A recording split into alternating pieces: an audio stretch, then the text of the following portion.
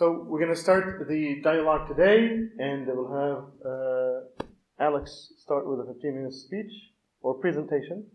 Please go ahead. And I will ask 2 questions now. Just, if you don't mind, just briefly say yes, no, or I don't know, I'm not sure.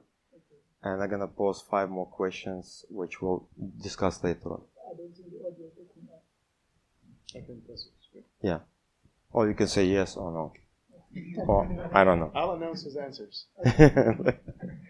So, first question. Does Quran has a sufficient argument or arguments to convert a modern day Jew or Christian? Yes. How about ancient day Jew and Christian? Definitely, Yes. Medieval.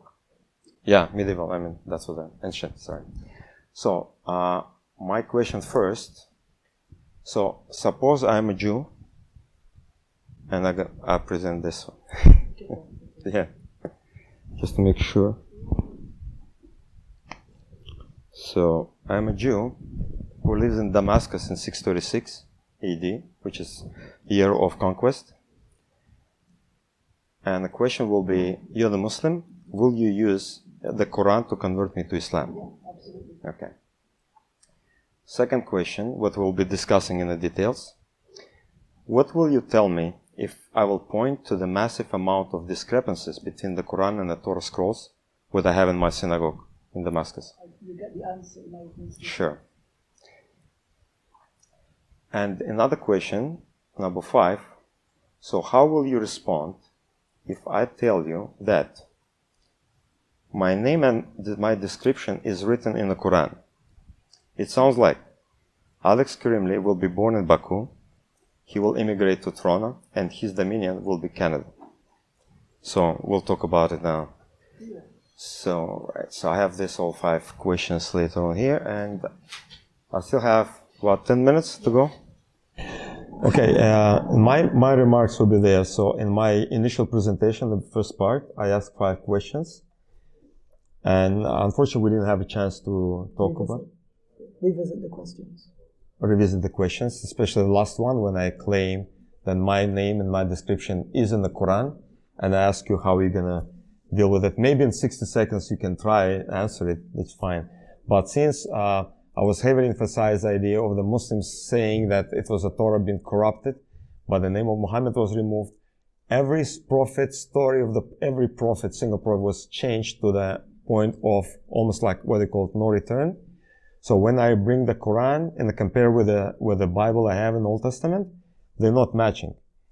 So it means it's either the Quran, when another the Quran makes mistake by saying that I send the Quran to confirm which is with you, meaning the Torah with the Jews in Medina, or it's referred to the Medinan Torah, which was already been different from the Torah of Septuagint, of Dead Sea Scrolls, and etc. So it means this at least 2 different the Torahs were simultaneously existed in medieval time or even before Christ, and it was changed, was made by Jews who majority of them corrupted the Torah, and the small minority didn't corrupt the Torah. And the small majority is supposed to migrate to Medina and preserve the Medinan Torah. When Muhammad came, he said, "You find my name in the Torah," and Abdullah ibn Salam said, "Yes, indeed, we have your name in the Torah." But then later on, Jews removed the name from the Medina. But the Jews in Damascus, as I present today to you, as I'm a Jew in Damascus, reading my Old Testament, will you have evidence as a Muslim to convert me using the Quran? And my short answer will be probably you won't, because you have no argument against the Torah. This means the Quran doesn't explain and doesn't give evidence that my Torah, which let's say supposedly, as I'm having in Damascus for 800 years, been already changed. So that's my end statement. Okay.